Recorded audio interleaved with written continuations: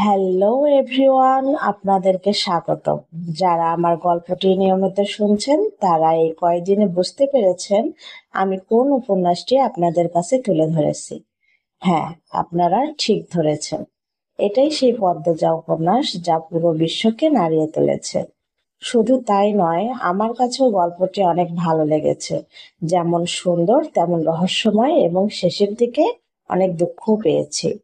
তাই ভাবলাম যারা বইটি এখনো কিনতে পারেনি কিংবা পদ্মজা উপন্যাসটি সম্পর্কে জানে না, জানার অনেক আগ্রহ, তাদের কাছে গল্পটি পৌঁছে দিই যে ভালোবাসা হলে এমনই হওয়া উচিত। ঠিক আছে, তাহলে আর কথা না বলে চলে যাই মূল বক্তব্যে। আশা করি গল্পটি শোনা পর্যন্ত আমাদের চ্যানেলের সাথেই থাকবেন। So let's start. মোর্শেদ মোড়লের এমফাইসিমা রোগটা ধরা পড়ে 7 বছর আগে। মোর্শেদের অ্যাজমা ছিল, আবার ধূমপানে খুবই আসক্ত ছিলেন।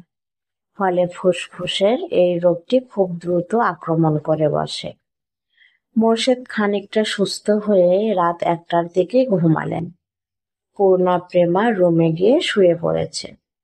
পদ্মজা বারান্দার রুমে ঝিম মেরে বসে আছেন।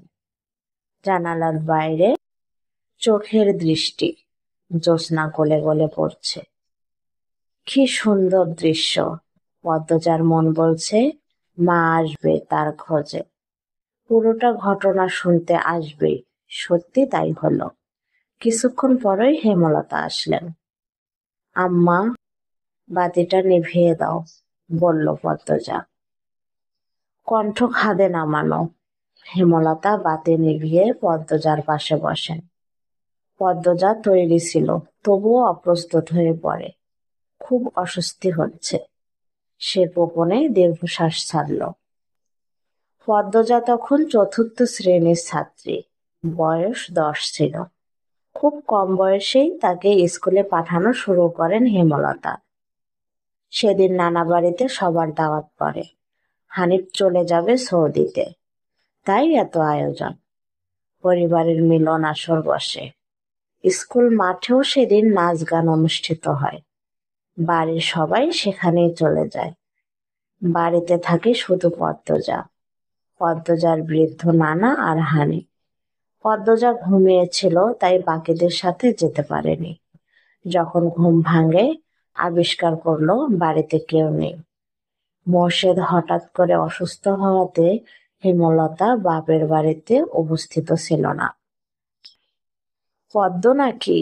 পদ্মজা বাইরে থেকে বের হওয়ার উপক্রম হতেই কানে আসে হানিফের ডাক। পদ্মজা মিষ্টি করে হেসে মাথা নাড়ালো।